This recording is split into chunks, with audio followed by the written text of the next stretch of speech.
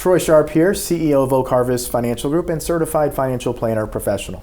Today we're again with Dr. Lindsey Mitchell, and we are going to talk to you about something that I find absolutely one of the most interesting concepts around money and retirement, and it is your money story.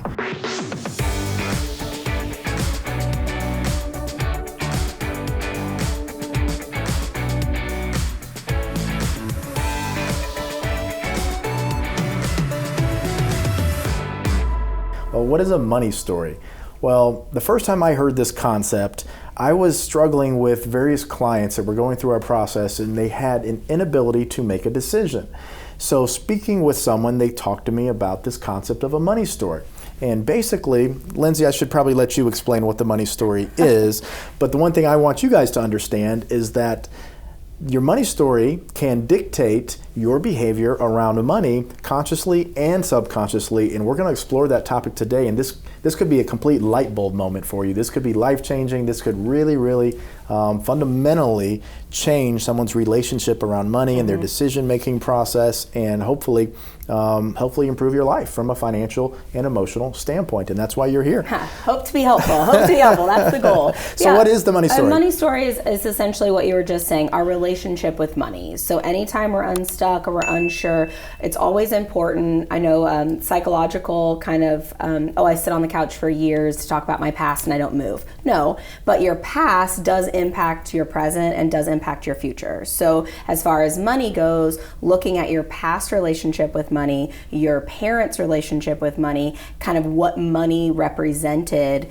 in your past impacts how you value money now, and you might want to either change that relationship with money or alter it or keep it the same. So anytime we can look backwards, it can help us impact kind of our decision-making process. So were my parents savers? Were family vacations important? Were we told we had to start work at 16 and half of that money, went to savings? Because, so how your parents experienced money and what they taught you kind of impacts your relationship with money. Same concept. And what I was told when I was first introduced to the concept of the money story was to think back to your very first recollection of money, your very first memory.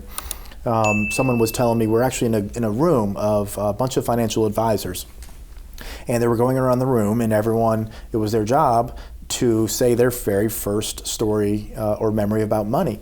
And one advisor said, well, I remember as a little girl, the lights being turned off in the house and mom not being able to afford to put them back on. So as we were talking about this money story, what she kept saying was, and now I understand why I've always been very tight with money, and it's because that fear that the lights will be turned off.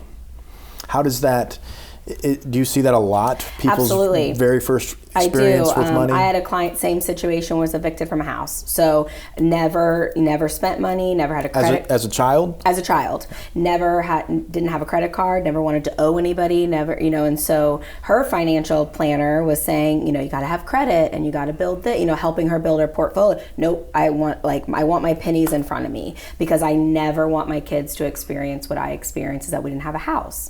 So same thing, that will then impact, so that earliest memory then impacted how she saved, how she retirement planned. She didn't really, it was the person with money in the boot in the closet, right? I've got to protect it and I've got to hold on to it. So and a lot of times we talk about that trust and vulnerability. Talking about your money story can be very difficult, because a lot of times people will share things with me. You could line up 100 people in the room. I would have never thought this woman had a scared relationship with money, just based on all the stuff that she shared. And money was really important to her, and it was vulnerable, and very few people in her life knew she was evicted.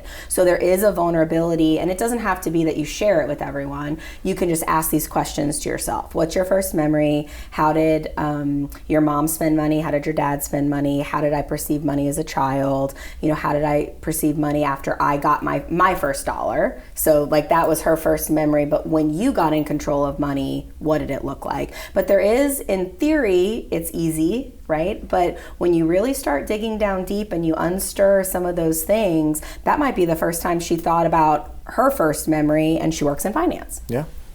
And one of the things that we have to be aware of human beings, and I've been told this, I mean, working with professionals and just learning over time, the emotional side of things, the psychological side of things, is that so much of our action and our behavior is driven from subconscious, kind of like the tip of the iceberg. I was told that about 1/3 of our actions and behaviors come from our conscious mind, whereas about 2/3 of our actions and behaviors come from our subconscious mind. So a lot of times the things that we're doing and the ways that we're acting and the decisions that we're not making from a rational, logical, consciously driven thought process. It's more of our subconscious, which is a big jumbling of all these emotions and experiences and feelings and things that we've went through in our life. So when we really dig into making good decisions with money in retirement, it's important to understand your money story and those experiences in the past, and also be aware that really only, am I correct, about 1/3 here? That's absolutely correct. So only about 1/3 of the decisions you make actually come from your rational, logical mind. Most of our decisions and behaviors and actions come from the subconscious, and that is, again, it's one of the most common answers to questions that I ask is, I don't know. I don't know. I'm not sure.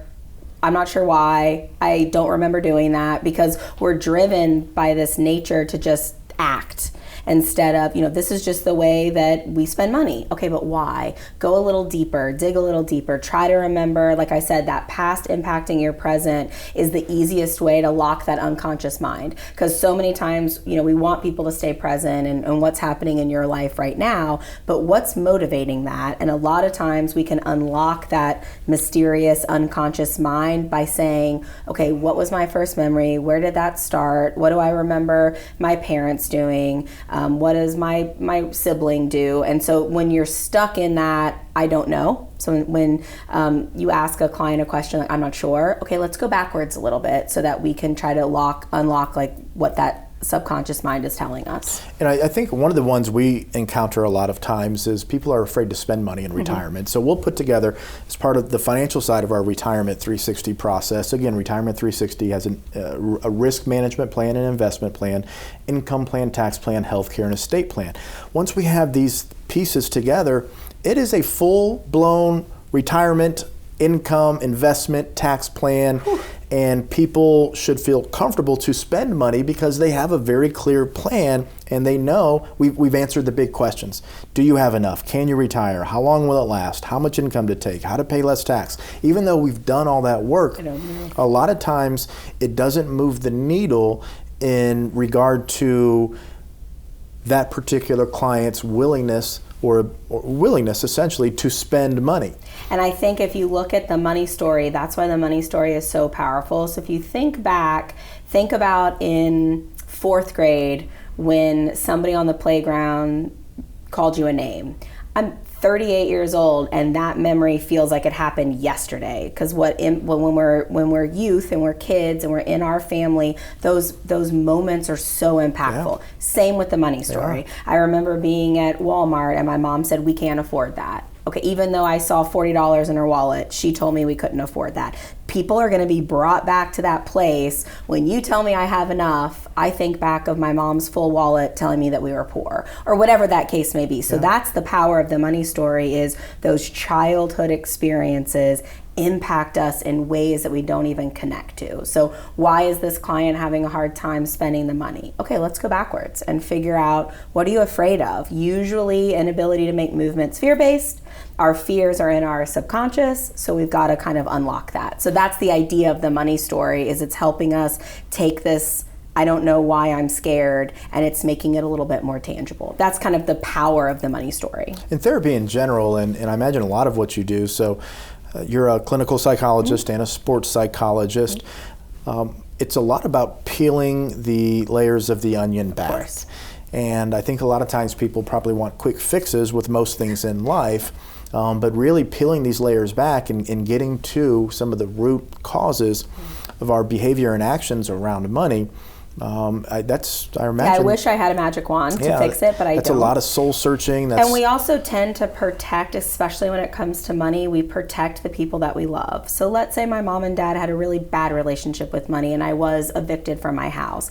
I don't know that I want to go back to that painful place. But what we're asking you to do is to do that so that you can move forward and that you can heal and that you can become confident in your financial decisions. So we're not going back to try to like beat up mom and dad that might not be on this earth anymore, but we're really trying to figure out how can I make meaning of that experience that moves me to a much healthier place. What about people, so I've come across, we sit with thousands of clients, and I've come across people before in the past who take unnecessary risk with money, almost from I don't want to call it a greed standpoint, but making decisions and taking risks where in finance, we want to focus on what we call asymmetrical risk return. If I'm going to risk one unit, I want there to be 4, 5, 6 potential units of reward. Makes sense. A lot of times I'll see people take asymmetrical, the opposite direction of what we want. They'll take more risk for very little potential return. It's almost as if they're trying to hurt themselves, almost as if they're trying to lose money. Where do you think that comes from? That can come from all kinds of different places, but one of the biggest things that we'll see as a trend is sometimes there is a little bit of a money is bad component. So if you come from, let's say, a poor family and you don't need college, you don't need to, we worked hard, we saved, we never went on vacation, we're fine. Like, why do you need to drive the big fancy car? We're over here and we've never needed more. And so when you sometimes try to better yourself from your family, and a lot of times that's financial, there can be a lot of judgment. Oh, you think you're better than me because you have a, Coach purse. And so there can be a lot of feelings that we connect with money, and it's not always positive. And in our family, there can be, well, you're bettering yourself, so you're saying that you're better than us. And so there's this need to, I don't want to hurt these people that I love, but I also want to better myself. So now I'm in conflict. And so when I'm in conflict, usually we self-sabotage. What about when someone grows up with little money and they're around people that have more money, or when people grow up the opposite? They grow up with money and they are around people sometimes that don't have money, and there's feelings of guilt or envy. Well, and how insecurity, does that play into and it? essentially with the whole kind of iceberg concept, we want to associate with people that are familiar. Anytime we branch out into an uncomfortable place, now we're vulnerable. We talk about that a lot. There's a lot of fear. I don't know how to act because you have money and I don't. Or I have money and you don't. So I don't want you to think I'm a jerk because I want to pay the dinner bill. Right? I want to be humble and I want to connect and I want us to be the same. Human beings strive for connection. So the easiest way to connect is to find things we have in common. Some of the things we talk about is job, cars that we drive, our kids that our schools that our kids go to. Oh, they go to private school, so public school's no good. So you think you're better. I mean, money comes into all of that emotional kind of consequences. And so when we can't relate, we usually try to either blame ourselves or blame the other person. And so really money and financial status is a one way that people can connect. And so when we don't connect, now I'm uncertain, now I don't know how to act, now I'm anxious, and then that's where we get that fear and anxiety. So I'm either not enough because I don't have as much as you, or some people go the other way. I now think you're a jerk, I got to put you down because you have more than me. So. But then how does those experiences, how do they impact people's decision around money today? Because I think people either have to come to terms with, I'm going to better myself and I'm going to make money and I'm going to have a positive relationship with money, and I don't have to justify myself because I'm secure in what works for me and what works for my family. That's the healthy way, right? And then or it paralyzes you from doing that. Like you were talking about the client that sabotages. They haven't done that work. They haven't looked at their money story. They haven't connected their emotional health with their money story. So now I'm just making decisions based on that subconscious, that unconscious mind. And we don't want that. We don't want to be not in control of the decisions that we're making. So the healthy response is, I've done the soul searching. I know where it comes from. I know my relationship with money. I know my family's relationship with money. So I am making a very educated decision on how I want to advance my money story, as opposed to flying by the seat of our pants. I'm angry for no reason. And this takes it a lot deeper, because a lot of times over the course of my career, when we've put together a great plan for someone and really eliminate a lot of the fear and uncertainty and anxiety that they have. It's amazing. But they're afraid to move forward a lot of times. And I've always just chalked that up to just fear. Some people just cannot make decisions because they're either afraid of making a mistake. They're afraid they don't have enough information or education to make a good decision for themselves, or any other various fear that we could come up with, a countless number of them. But a lot of that, I bet, over the years has been rooted in their money story. For sure. And it's that we carry that with us, what our family would think of us, what would your great-grandfather say? You know, we carry that pressure with us. And so reflecting back and really giving people the confidence that you can evolve and change and do things differently than how you grew up doesn't make it bad, it just makes it different. And so we get stuck in that right-wrong instead of just different. And also, I don't necessarily have to explain myself, but I understand why I'm making these decisions that I'm making. But yeah, when people get stuck, a lot of times it's that past stuff that's coming in. I want to transition the conversation into couples. Okay. So a lot of times you'll have a husband that has one money story and then a wife that has another money story. Talk to us for a minute about the conflict that can create in a marriage, and then also what to do about it.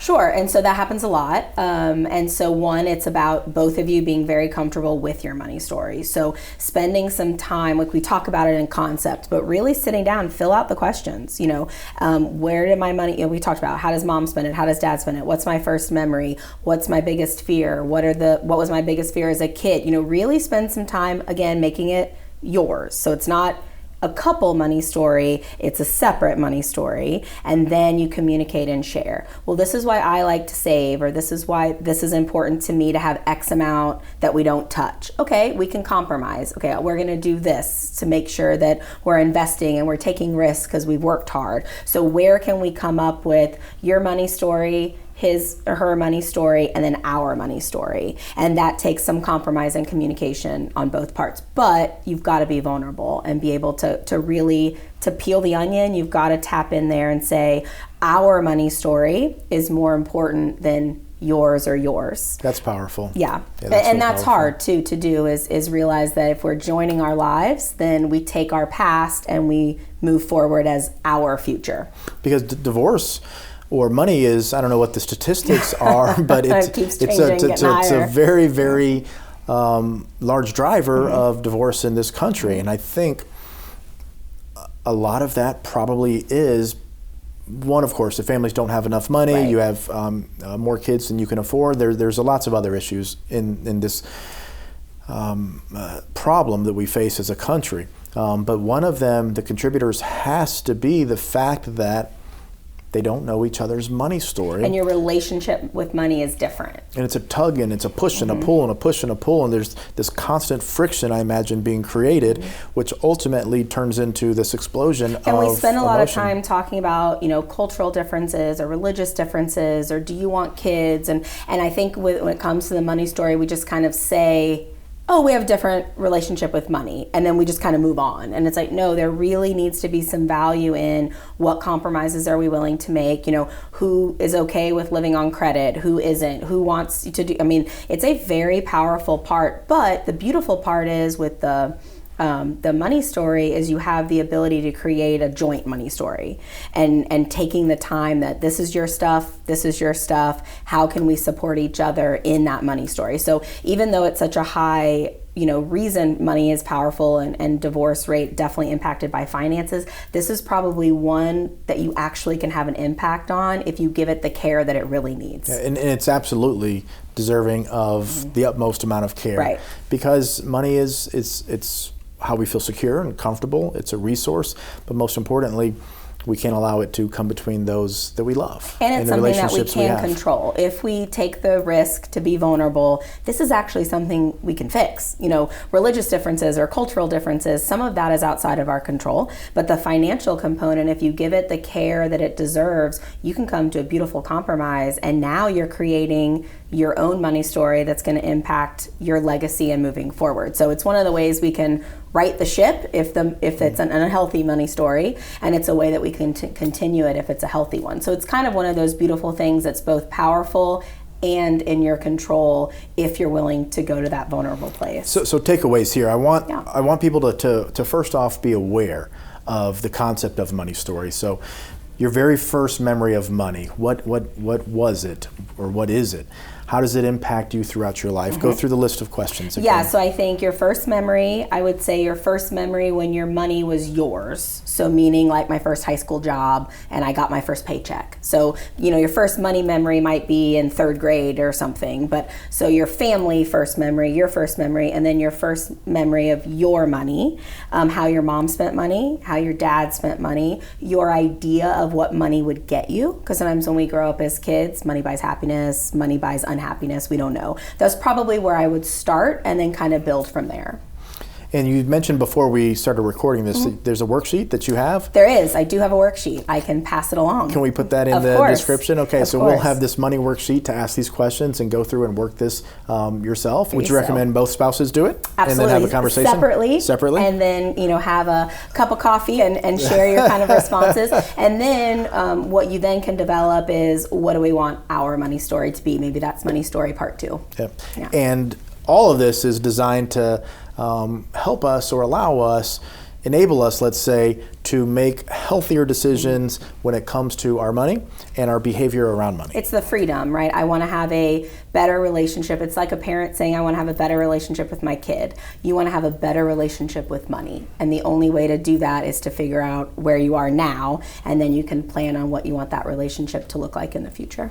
Because you got to go through the tough stuff to get to the good stuff. Yeah, and you want to make good decisions around money, yes. Especially at this stage where you're preparing for retirement, entering retirement, because those decisions, you don't want to make a mistake and have to go back and do those over again. And a lot of times you can't do those over again. And it's never too late, no matter where you are in your retirement plan or how old you are. It's never too late to give the past a little bit of a glance over and say, I just want to make sure, even if you think you have a pretty good relationship with money and you and your spouse have a good relationship, just take a peek over there, give your money story a glance. So for some people, it's super impactful. For some people, it's just a refresher and a glance, and then we move on. But we know we've done our due diligence. So I'm making this really great decision. I gave my past a peek, and then I moved forward. So it really doesn't matter. It could be super impactful, and it might just be like a quick thought, a quick conversation over a cup of coffee, and then you can move on. Yeah. Well, this has been a great conversation. Very, very intriguing topic and interesting, and hopefully we were able to lift the veil, so to speak, on one of the psychological aspects of decision making around money to help you make better decisions with your money.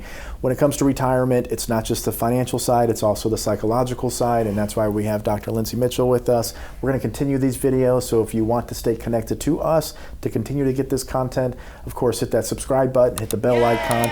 We would love to hear your feedbacks down below. Tell us your money story. Tell us your first memory, your first family memory, whatever it is. Tell us your money story, and we can bring Lindsey back on and we can have a conversation about some of these comments. And so do that. Hit the thumbs up if you like the video. If you don't, of course, hit the thumbs down as always. We want to thank you very much for spending your time with us today, and we will see you soon.